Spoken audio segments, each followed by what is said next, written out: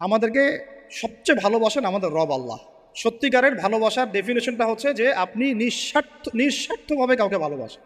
আমাদের আশপাশে যারা আছে, যারা হালাল, ইভেন হালাল, আমার মা, আমার বোন, আমার বাবা, আমার স্ত্রী, আমার ছেলে, আমার মেয়ে, এদেরও যদি কখনো স্বার্থে আঘাত পড়ে, দেখবেন সেও আপনার পাশ থেকে সরে যাচ্ছে। এমন হয়নি কখনো? আপনার বন্ধু, আপনার বন্ধু, আপনার ব্যবসার পার্টনার, আপনার বস, আপনার কলিগ, ওদের স্বার্থে আঘাত হলে ওরাও সরে যাচ্ছে পাশ থেকে, জিগরি দোষ সরে গেল পাশ থেকে, হয় না এমন? ভালোবাসা দুই প্রকার। বলেন কয় প্রকার? আমার সাথে বলেন, এখানে শেষ করে দিব 10টা মিনিট। ভালোবাসা কয় প্রকার? একটা হচ্ছে নিঃস্বার্থ ভালোবাসা। কি স্বার্থ? কোনো স্বার্থ নাই, নিঃস্বার্থভাবে ভালোবাসা। একটা হচ্ছে কোনো না কোনো স্বার্থ জড়িত আছে এমন ভালোবাসা। আপনার স্ত্রীর চাহিদাও যদি আপনি পূরণ করতে ব্যর্থ হন, দেখবেন স্ত্রীর সাথে আপনার গন্ডগোল লেগে যাচ্ছে, যদিও সে হালাল বৈধ। তাই না? এমন হয় না অনেক সময়? আমি তো অনেক দিন বলেছি, অনেক দিন আগেও বলেছি, 5 বছর 6 বছর আগে, যে মানুষ আসলেই মানুষের অবস্থানকে মূল্যায়ন করে। ভিতর থেকে মানুষকে শুধু মূল্যায়ন করে আল্লাহ রাব্বুল আলামিন। না হলে কি হতো? এই যে এত অন্যায় আমরা করেছি, আল্লাহ পাক কি আমাদেরকে ছেড়ে দিয়েছেন, ফেলে দিয়েছেন, গজবে ধ্বংস করে দিয়েছেন? এই যে আল্লাহ পাক যে আমাদেরকে মহব্বত করেন, ভালোবাসেন, তার প্রমাণ এগুলো। আল্লাহ পাক চান যে আমরা যেন ফিরে আসি। আল্লাহ পাক বলছেন, সারা দুনিয়ার সমান গুনাহও যদি সে করে ফেলে, আসমানের সমানও গুনাহ করে ফেলে, খালি তওবা করে ফিরে আল্লাহকে বলবে, আস্তাগফিরুল্লাহ আল্লাযী লা ইলাহা ইল্লা হুয়াল হাইয়ুল কাইয়্যুম ওয়া আতুবু ইলাইহি। আল্লাহ পাক বলছেন, খালেস তওবা করলে গুনাহ তো মাফ করে দিবই, আগের গুনাহগুলোকে নেকি দিয়ে পরিবর্তন করে দিব। এটা ভালোবাসা না? আল্লাহ পাক সৃষ্টি করেছেন আমাদেরকে ভালোবেসে। কোরআন খোলেন, সূরা সদ পড়েন। সূরা সদের মধ্যে দেখবেন আল্লাহ বলছেন, খালাকতু বিয়াদি মা মানাআকা আল্লা তাসজুদা খালাকতু বিয়াদাই, মানে তুমি ইবলিস কেন তাকে সেজদা করলা না যাকে আমি নিজ হাতে সৃষ্টি করেছি? এটা মহব্বতের বহিঃপ্রকাশ না? আল্লাহ আমাদেরকে নিজ হাতে সৃষ্টি করেছেন। আল্লাহ পাকের হাত কেমন এটা আমরা ব্যাখ্যা করতে যাব না। এর হাতের অর্থ কি সেটাও ব্যাখ্যা করার, তাওয়িল করার দরকার নাই। কোরআনে আসছে যেভাবে সেভাবে আমরা ঈমান রাখবো, ঠিক আছে ভাই? এখানে আবার অনেকে অনেক তালগোল পাকায় ফেলে এবং বিভ্রান্ত হয়ে যায়, এদিকে যাওয়ার দরকার নাই। এখানে বোঝানো হচ্ছে আল্লাহ রাব্বুল আলামিন আমাদেরকে মহব্বত করে সৃষ্টি করেছে। এই পুরো সৃষ্টি জগৎটাই তো আল্লাহর মহব্বতের বহিঃপ্রকাশ। সবকিছু এত নিপুণভাবে চলতেছে, এটা মহব্বতের বহিঃপ্রকাশ না? আমি আপনাদেরকে নিয়ে যদি কোনোদিন কক্সবাজারের সৈকতে তারা দেখাতে পারতাম, তাহলে আমি বুঝাইতে পারতাম আপনাদেরকে যে এই মহাবিশ্বটা ঠিকই আছে কীভাবে। তারার মধ্যে একটা গাণিতিক ক্যালকুলেশন আছে যেটা সবাই জানে না। যারা একটু অ্যাস্ট্রোনমি নিয়ে পড়াশোনা করেছে তারা জানে। আপনার আপনার মানে মাথার বিবেকই উল্টায় যাবে যে এত সূক্ষ্মভাবে কীভাবে আল্লাহ রাব্বুল আলামিন এই মহাবিশ্ব সৃষ্টি করলেন। এক চুল এদিক ওদিক হলে পুরো বিশ্ব কায়নাত ধ্বংস হয়ে যায়। এটা কি আল্লাহ পাকের মহব্বতের পরিপ্রকাশ না? আল্লাহ পাক তো বরং বলেছেন পুরো সৃষ্টি পরিবারটাই আল্লাহর আল্লাহর পরিবারের অন্তর্ভুক্ত, সুবহানাল্লাহ। এমনকি আল্লাহ পাক আমাদেরকে বলেছেন, তোমরা জমিনবাসীর সবার উপর রহম করো, ইরহামু মান ফিল আরদ ইয়ারহামুকুম মান ফিস সামা। তোমরা সবার উপর রহম করো, দয়া করো। দয়া রহম এটা তো মহব্বতের একটা অংশ। তোমরা সবার উপর দয়া করো, রহম করো, মহব্বত করো। এটা কি হবে? তাহলে আল্লাহ পাক আসমানে যিনি আছেন, আল্লাহ পাক তোমাদের উপর রহম করবে ইনশাআল্লাহ। আমরা সেই মহান সত্তার ভালোবাসার থেকে বের হয়ে হারাম এই যৌন ভালোবাসার দিকে যাওয়ার চেষ্টা করেছি। আসলে এটা ভালোবাসা না, যৌনতা, এর দিকে যাওয়ার জন্য এইসব করছি। আল্লাহ পাক আমাদেরকে মাফ করে যেন হেদায়েত দান করেন। আল্লাহ পাক কত ভালোবাসেন এটা নিয়ে বলতে গেলে আজকে রাত শেষ হবে। দেখেন, আল্লাহ রাব্বুল আলামিন আদম আলাইহিস সালামকে সৃষ্টি করেছেন, করে সমস্ত নাম শিক্ষা দিয়েছে। নাম মানে হলো ইলম। নাম মানে কি? ভালো না বাসলে আল্লাহ পাক কাউকে সবচেয়ে সেরা কিছু দান করেন। সূরা ৩ আল্লাহ পাক কি বলেছেন? ওয়া তিনি ওয়াজ জাইতুন, এগুলো শপথ করে, লাকাদ খালাকনাল ইনসানা ফি আহসানি তাকওয়িম। মানুষকে সবচেয়ে শ্রেষ্ঠ কাঠামো আল্লাহ পাক দিয়েছে, দেন নাই? তো কাউকে যদি মহব্বত না করা হয়, তাকে আপনি সবচেয়ে সেরাটা কি দিতে পারবেন?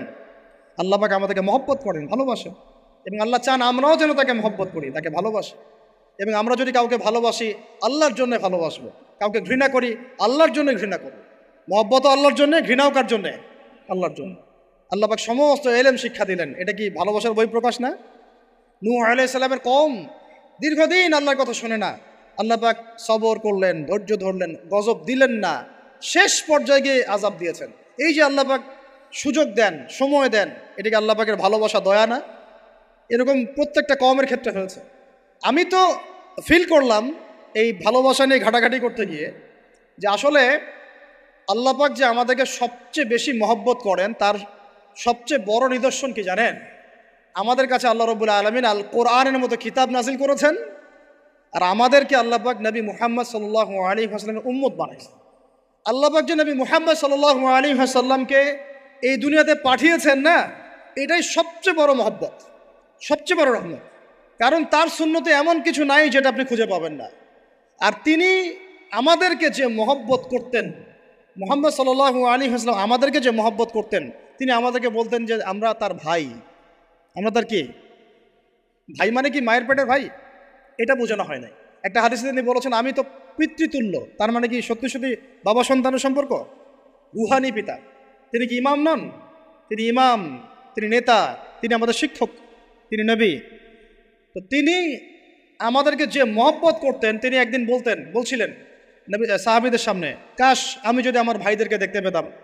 সাহাবীরা বলছেন, ইয়া রাসূলুল্লাহ, আমরা কি আপনার ভাই না? তখন নবীজি বলছেন, না, তোমরা আমার সাহাবী। আমার ভাই তারা যারা আমাকে না দেখেই আমার প্রতি ঈমান নিয়ে আসবে।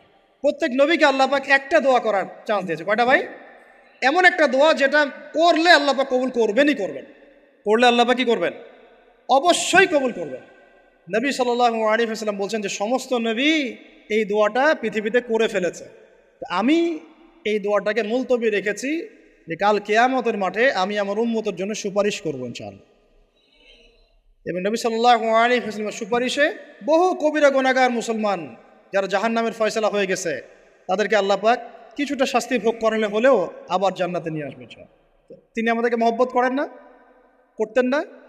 চিন্তা করে তাহলে আমরা তার দিনকে কি মহব্বত করলাম, আমরা তার হুকুম হাকামের বিধিবিধান সুন্নতের কি মহব্বত করলাম, চিন্তা করেন।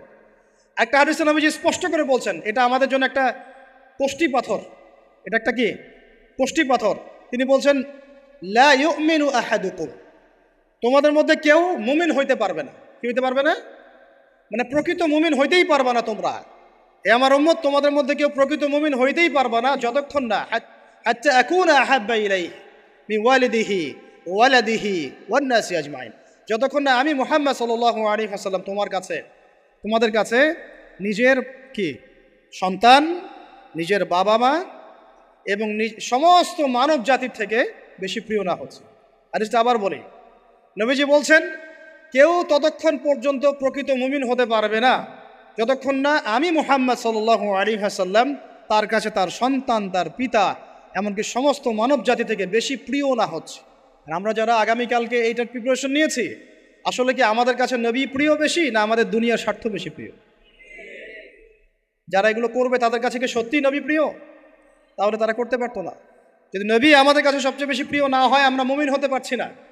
আর যাদের কাছে নবী প্রিয় তারা কখনো এমন হারাম কাজে যেতে পারবে না। যারা যাচ্ছে তারা কখনোই নবীকে ভালোবাসে না, কোশ্চিনকালেও না। শোনেন, উমর রাদিয়াল্লাহু আনহুর নাম শুনেন নাই? বললে অনেক কথা ভাই, অনেক কথা, কোনটা রেখে কোনটা বলে। উমর রাদিয়াল্লাহু আনহু একদিন এসে বলছেন খলিফাতুল মুসলিমিন, মুসলিমদের তিনি খলিফা। জান্নাতের সুসংবাদপ্রাপ্ত 10 জন সাহাবীর একজন। জান্নাতের সার্টিফিকেট পেয়েছেন পৃথিবীতে কয়জন সাহাবী? একটা হাদিসে একসাথে 10 জন। ওই 10 জনের অন্যতম একজন, যিনি এমন শাসন ব্যবস্থা পৃথিবীতে প্রতিষ্ঠা করেছিলেন যার মতো মিসাল এখন পর্যন্ত পৃথিবীতে আর দেখা যায় নাই। একটা হাদিসে আসছে যে রাস্তা দিয়ে ওমর হাঁটে ওই রাস্তা দিয়ে শয়তান হাঁটে না। কি বুঝলেন? শয়তান যদি দেখে ওই যে ওমর, ও আর ওই যাবেন ওই রাস্তার মধ্যে। এই হচ্ছে ওমর ইবনে খাত্তাব।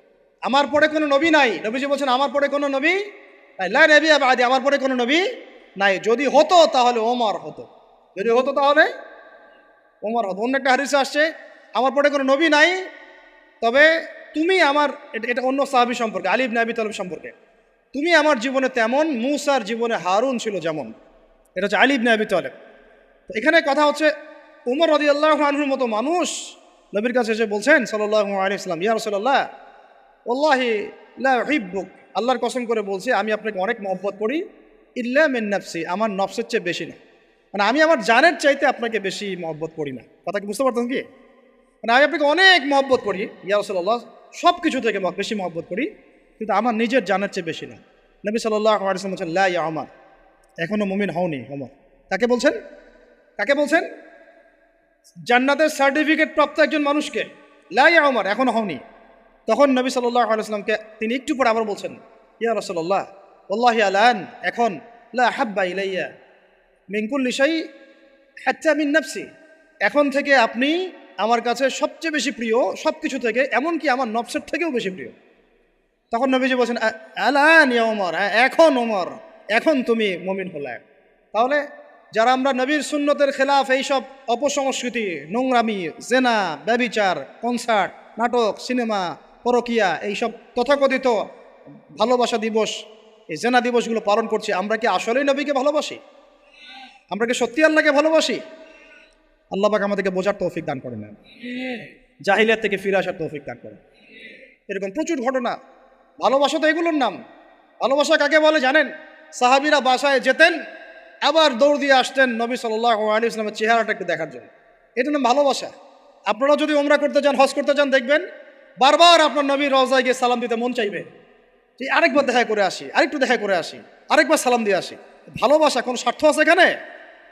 নবী সাল্লাল্লাহু আলাইহি ওয়াসাল্লাম কি আমাদের কাছে কোনো স্বার্থ দাবি করেছেন? আল্লাহ করেছেন। এগুলো ভালোবাসা। এই ভালোবাসা হলো প্রকৃত ভালোবাসা। আর এগুলো যেটা চলছে এটা হচ্ছে যৌনতা। এগুলো কি চলছে? যৌনতা। ভালোবাসার নাম দিয়েছে এখন যৌনতা। এগুলো ভালোবাসা না, এগুলো পাশবিকতা, প্রবৃত্তির দাসত্ব।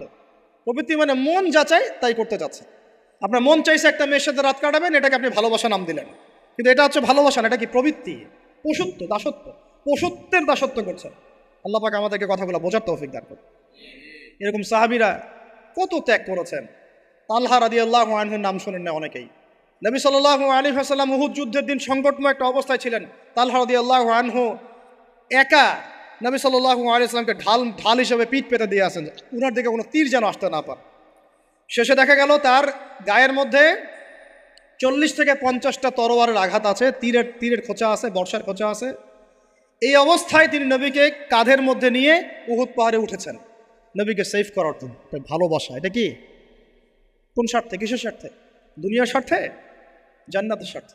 একজন সাহাবী বাড়ি নির্মাণ করেছেন, তো নবী সাল্লাল্লাহু আলাইহি ওয়াসাল্লাম দেখে একটু খালি মানে হয় না, তুমি কে, কার বাড়ি এটা?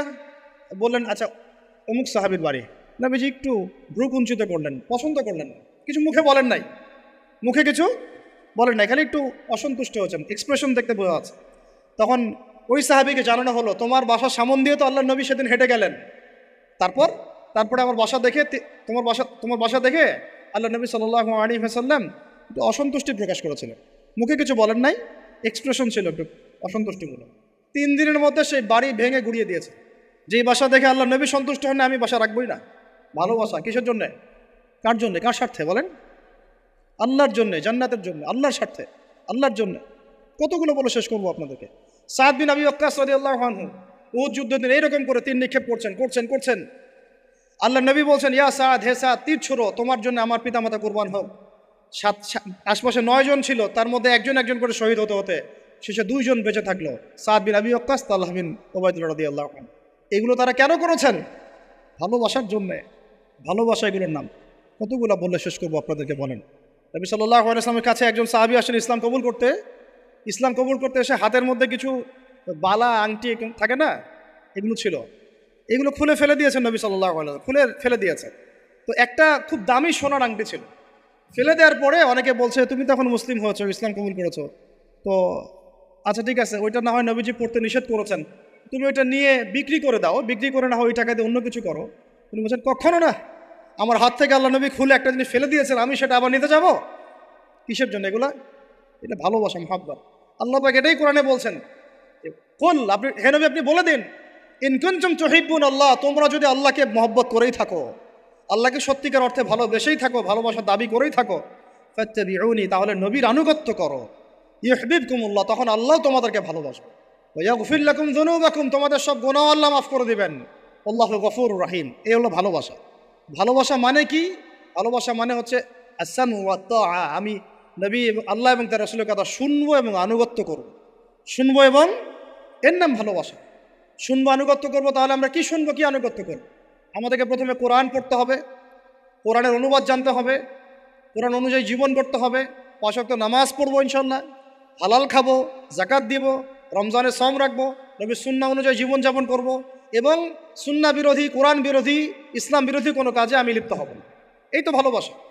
এই ভালোবাসা যদি বহিঃপ্রকাশ ঘটাতে আমরা ব্যর্থ হই, নিজেও ধ্বংস হব, পরিবারও ধ্বংস হবে, আমাদের পরের প্রজন্ম ধ্বংস হবে, সমাজও ধ্বংস হয়ে যাবে।